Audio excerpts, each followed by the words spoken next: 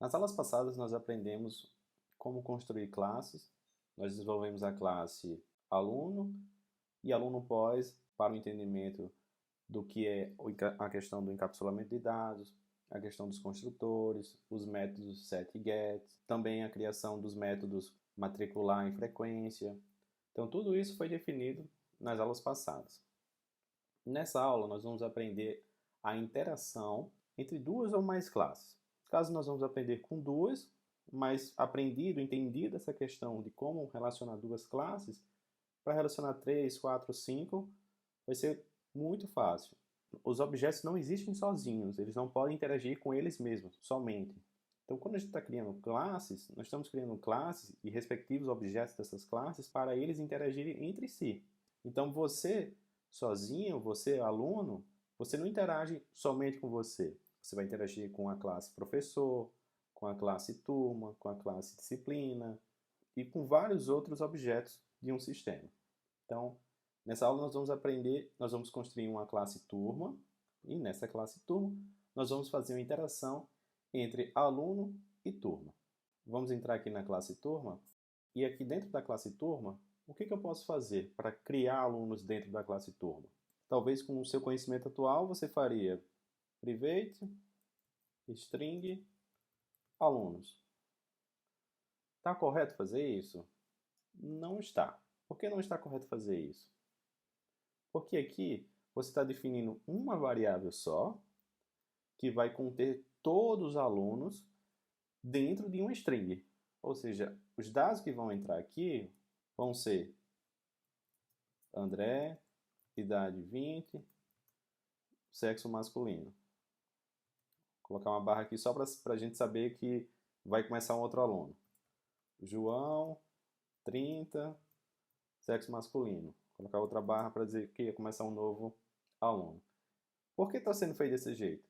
Porque como eu tenho uma string, e uma string ela é feita dessa maneira, para eu poder colocar todos os meus alunos aqui, eu teria que abrir aspa dupla e sair colocando todas as informações que eu desejar. Só que isso não faz sentido. Primeiro você vai ter complicações para retirar o nome daqui, André, depois para tirar a idade 20, para descobrir que o João é o segundo aluno ou que o André é o primeiro aluno. Então, isso dificulta bastante a sua vida. Além disso, nós já definimos que um aluno tem um nome, que um aluno tem uma idade, e separamos muito bem em variáveis. Então, se a gente voltar aqui na classe aluno, nós temos o nome, nós temos a idade, o registro acadêmico e uma média dele. Então, que já foi definido isso, eu não preciso redefinir de novo. Eu estaria perdendo meu tempo criando de novo algo que eu já fiz. Então, voltando aqui na classe turma, o que eu vou fazer? Eu já defini o modelo aluno, eu já defini o que é uma classe aluno. E eu vou colocar aqui o meu aluno. E com isso, com essa turma que possui a capacidade de receber um aluno, agora eu vou dizer que eu vou criar um método chamado adicionar aluno. Só que como eu vou criar um método que adiciona alunos, eu preciso receber como parâmetro um novo aluno. Então, um aluno vai ser a minha entrada para esse método funcionar. Então, toda vez que eu chamo o método adicionar aluno, eu adiciono um novo aluno. Eu preciso dizer quem é esse novo aluno. E aqui, entre as minhas chaves, eu vou dizer que a variável aluno, o meu atributo aluno, recebe esse novo aluno. E aqui embaixo eu vou fazer a exibição dessas informações de um aluno. Exibir informações.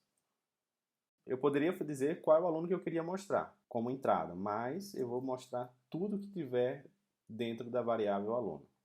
E aqui eu já posso acessar a minha variável aluno e pegar o nome dele. Deixa eu duplicar aqui, fica mais rápido. Pegar a idade dele e também pegar o registro acadêmico dele. Então aqui eu criei uma classe turma bem simples, onde eu adiciono um aluno, apenas um aluno, e mostro as informações desse aluno. Vamos aqui na classe principal para fazer isso funcionar. Então eu já tenho dois objetos alunos, dois objetos do tipo aluno. Nesse caso não vou precisar mais criar um novo aluno, porque eu já tenho dois objetos aqui, vindo já de aulas passadas. Só que eu preciso criar aqui uma turma para eu poder iniciar uma nova turma. Eu vou criar a turma T igual a new turma. Da mesma forma como você estava criando o objeto aluno. Só muda que eu preciso definir quem é o meu tipo, uma nova variável, e aqui é o construtor da minha turma. Então, que eu posso fazer com a turma? Eu posso adicionar alunos e eu também posso exibir as informações daquele aluno. Então aqui eu vou só adicionar um novo aluno. Ó. E qual aluno eu posso adicionar? Eu posso adicionar o aluno André ou João. O André é a variável x2 e o João é a variável x1. Eu vou colocar aqui x1, que é o João. Nessa linha eu já estou adicionando um aluno. Mas se eu quiser ver as informações desse aluno, eu tenho que dizer, turma, você tem um aluno, correto? Tenho. Então me mostre as informações desse aluno. E aí eu chamo o método exibir informações para mostrar a informação daquele aluno. Então executando aqui, mostrou que João tem a idade 20 e tem um registro acadêmico 0, já que eu não defini o registro acadêmico dele, mas era só utilizar o método set para fazer isso. Entendido isso, eu vou tentar agora adicionar um novo aluno. Eu vou adicionar o aluno André. Então aqui eu vou adicionar na mesma turma o aluno André. Então temos 2 alunos sendo adicionados. Vamos ver agora se dentro da exibição dessas informações irá mostrar o aluno João com essas características aqui e o aluno André com essas características, mais o registro acadêmico que é inicializado dentro desse segundo construtor. E olha o que vai acontecer. Nós temos que o aluno João desapareceu. É como se o aluno André, o x2, sobrescrevesse o aluno x1 e o aluno x1 sumiu. Por que isso está acontecendo? Vamos voltar aqui na classe turma. Aqui nós temos apenas um aluno. Então, quem for entrar, o que está acontecendo? Quando eu chamo esse método aqui, adicionar aluno, esse novo aluno entra para dentro do atributo aluno. Na hora que eu adiciono outro, eu sobrescrevo o aluno anterior e adiciono um novo aluno. E aí eu saio perdendo todas as informações passadas. Então, para resolver isso, basta eu criar um vetor de alunos. Então, vou vir aqui e vou iniciar isso aqui como um vetor de alunos. Então, em vez de ser aluno, eu vou mudar aqui para lista. Eu vou criar uma lista de quê? De alunos. Então, tudo que estiver dentro desse vetor lista serão de alunos, não de string, não de inteiros. Mas quando eu faço isso, vocês conhecem vetores e vetores precisam ser inicializados com valores, com um tamanho. Assim eu não estou inicializando, ia dar um erro de null pointer, ou seja, você está tentando colocar um valor dentro de um vetor que não foi instanciado ainda. Eu vou criar aqui um construtor turma para eu definir o tamanho dessa turma. O que eu estou fazendo? Eu estou dizendo que ao construir uma nova turma, eu tenho o direito de dizer qual é o tamanho dessa turma. E aí eu vou inicializar a minha lista informando o tamanho desse meu vetor. Eu vou informar o tamanho desse meu vetor através da variável tamanho. Então, agora eu defini corretamente a sintaxe da construção de um vetor. Defini ele aqui e defini o tamanho dele aqui. Aí você deve perguntar agora, eu posso fazer isso direto aqui? Pode. Eu posso colocar isso aqui, pegar isso tudo e colocar aqui.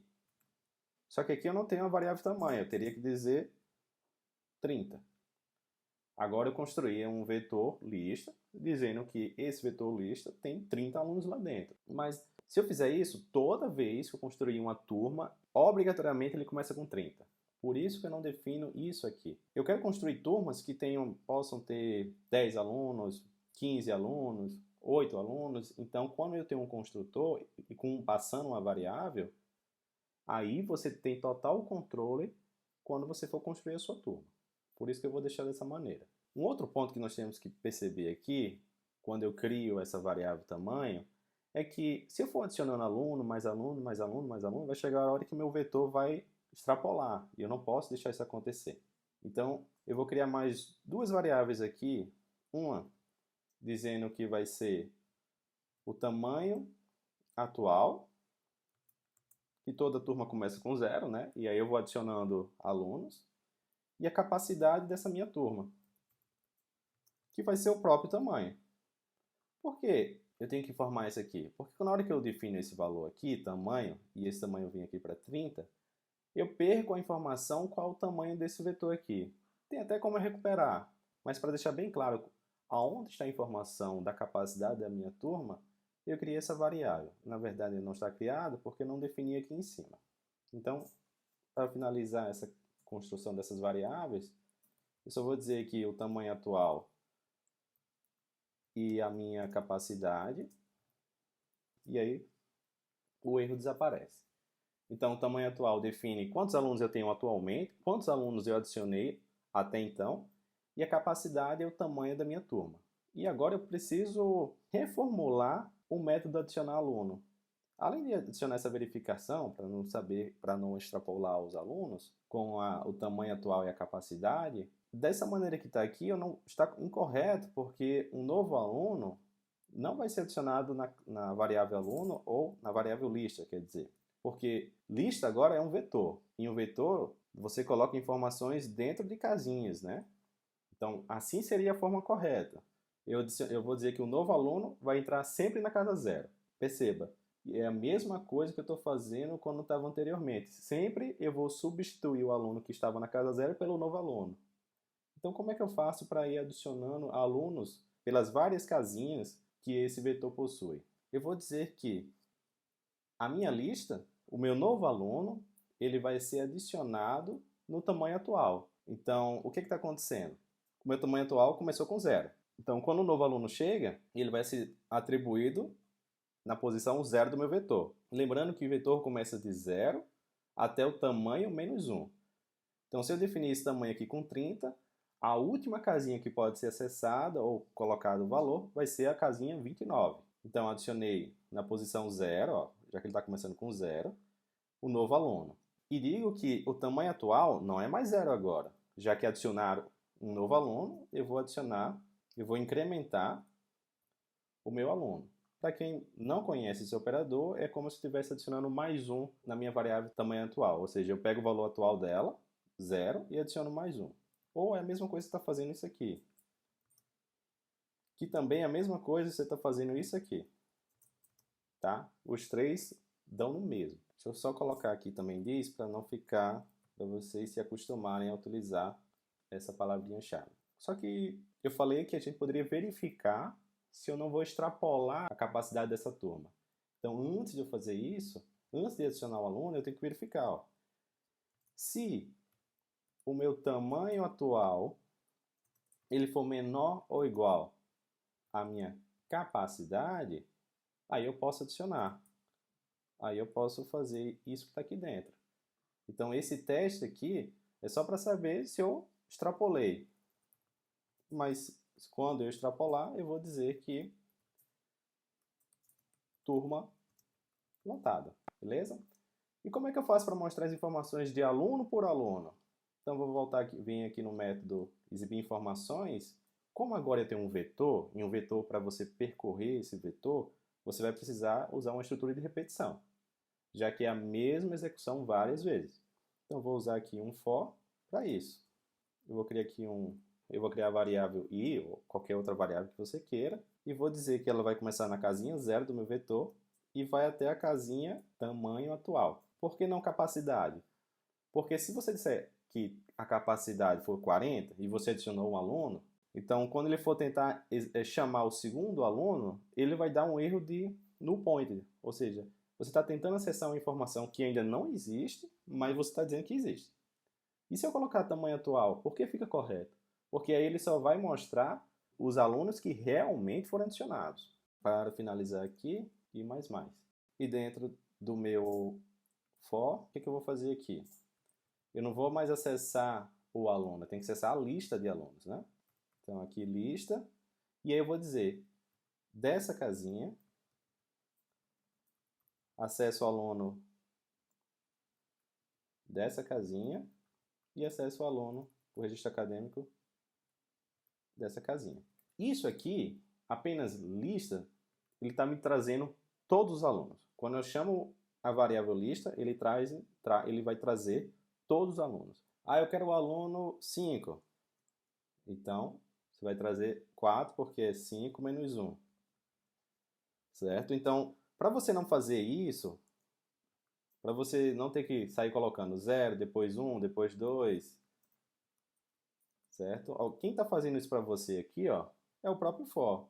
O próprio for vai fazer 1, 1, 1. Depois ele vai substituir 2, 2, 2. Depois ele vai substituir 3, 3, 3. Então, para ele fazer isso por você, utilize a estrutura de repetição e coloque a variável que está contando para ela contar por você. Então, a estrutura de repetição serve para isso, para você não ter que ter esse trabalho de digitar essas 3 linhas aqui 30, 40 vezes, dependendo da quantidade de alunos que você tem. Então, com isso, vamos voltar lá na classe principal. Então, aqui eu só preciso dizer que o tamanho da minha turma, por isso que está aparecendo aí a variável tamanho, já que eu criei uma variável tamanho dentro do construtor turma.